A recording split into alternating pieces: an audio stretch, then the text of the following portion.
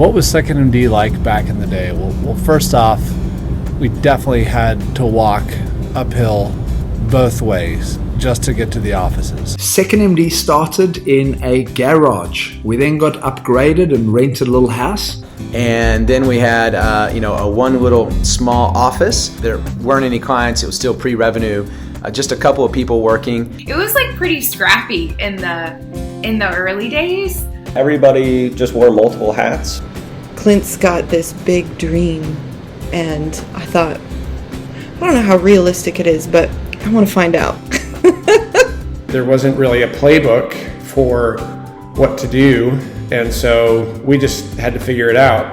The original care team member was one doctor who was in residence. 2nd MD had just moved off of the nurses using their cell phones as the primary communicator with all of our members. So nurses did everything. We didn't even have skills-based routing then at that time. When we first started the department, I was the only monitor. I remember buying this $30 a year subscription to an online reporting tool to find something that had a color palette similar to the 2nd MD brand, so it looked better when we put it in front of clients. So the early days were really, really hard.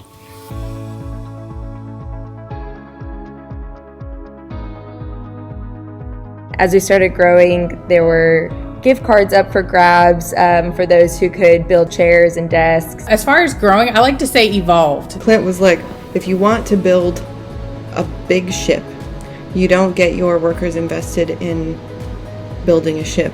You get them invested in the idea of sailing on the sea.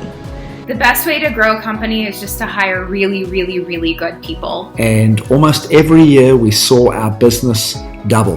We've really turned this into a well-oiled machine that's able to help a lot of people. 2nd MD has changed so much, but what I think is most significant is how much we've grown in such a short period of time. Even though we were much, much smaller, we still delivered the same quality service that we're doing for our members today. And now everyone in client management has their own desk.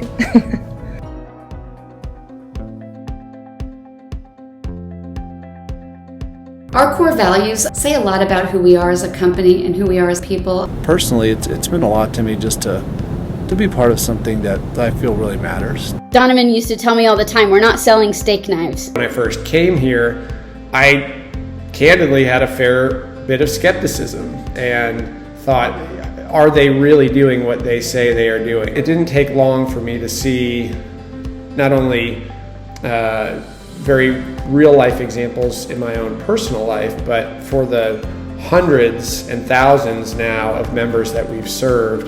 2nd MD has been an incredible journey to be able to find a solution that would not only help my darling Gabby, but would also one day help family members and friends across the world. Without 2nd MD, there's a lot of people in my family that would have had a lot worse outcome. I being one of them, I wouldn't be able to move my neck. Would have lost half my head rotation for the rest of my life if it hadn't been for 2nd MD. Before nursing, I was always just a cog in the wheel to help people get well. Now I am the difference maker that can actually help them find a new doctor or avoid a surgery or change their life. One great thing that I learned from Troy is he always said, just listen to what people have to say, listen to their problem, and then stop and think, how can you help them? If ever I doubt myself in speaking up, I know that we have created an environment of strong women in leadership that's welcoming of ideas, especially from women. It's just taught me how to have a voice and to speak up when things really matter. And I think more importantly, it's taught me how to advocate for others. We've been able to build a team of people that I just really love, and they're more than colleagues, they're friends. I knew from the moment that I interviewed at 2nd MD that these would be people that I would want to learn from.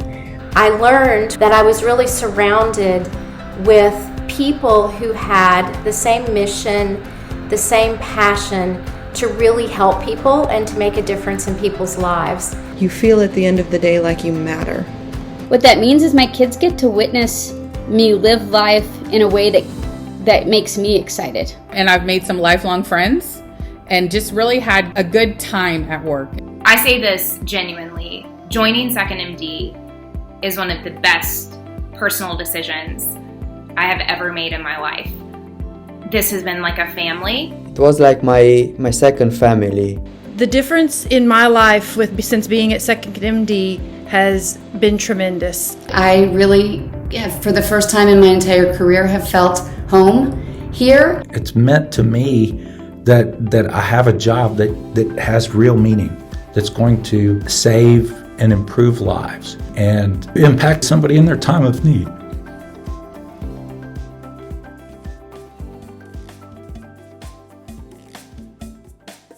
I have so many funny memories of working with 2ndMD. Question, am I allowed to use Brent's name? We have a lot of people in the organization. Are people from Accolade going to hear this? I feel awkward. Whenever new staff would start, we would do 2 truths and a lie.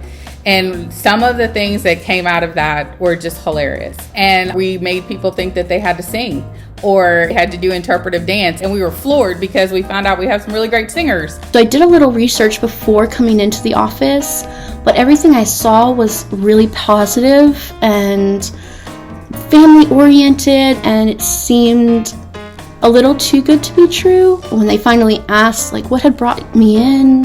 Why were you interested in 2ndMD? I told them that I wanted to make sure it wasn't a cult. I would say the ability to use Michael Grossman as a fall guy kind of stands out to me as something that has always brought me a great amount of humor. We've done a ton of weird stuff between Nerf gun wars and playing weird games where you expand your mouth and all your teeth are showing. And one Christmas, we have our Secret Santa, and one of the gifts was a framed picture of Brent Phillips with hearts all around it as if it was your sweetheart, and it was given to one of the nurses. And we gave him such a hard time, like, talk about a narcissistic gift, man. And at the very end of the party, Dr. McGinnis, who was working with us at the time, finally said, okay, leave Brent alone. That was my gift. Just to get back at him for a prank he'd previously played. Early on, with our first 2 clients, we had leaders from their HR departments come visit us, and we had a chief operating officer at the time who was presenting, and she didn't know it, but Brent decided to hack her machine and replace the background picture on her desktop to Chip and Dale's. And this is not the Chipmunks, these were like the male exotic dancers.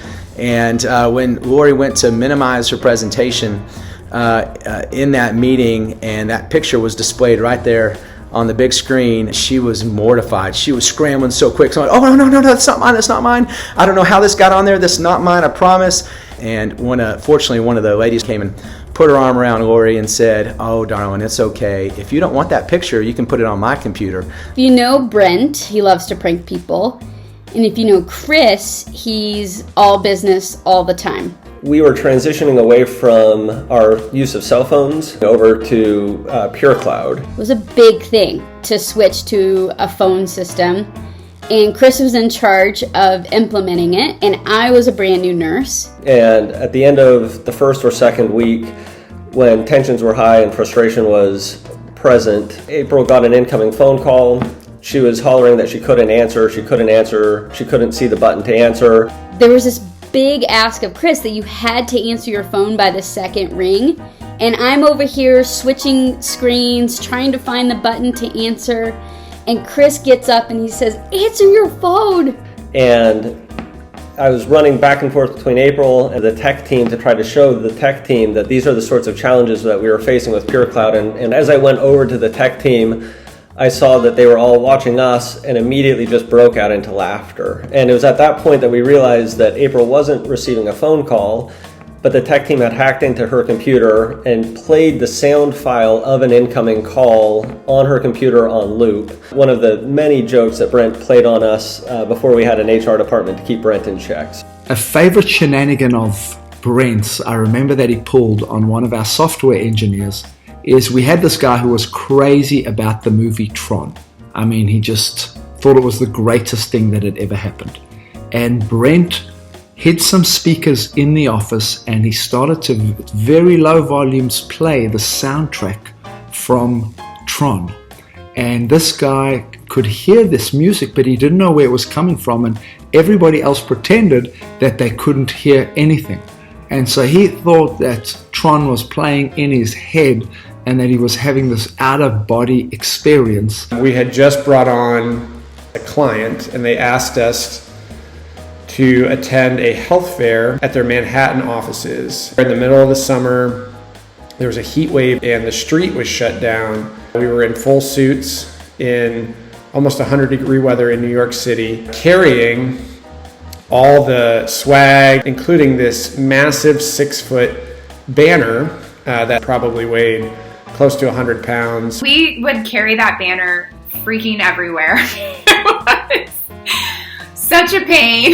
By the time we got to the office, you took off your sport coat and it was just sweat everywhere. You just have to stand there and be like, we're your new second opinion vendor.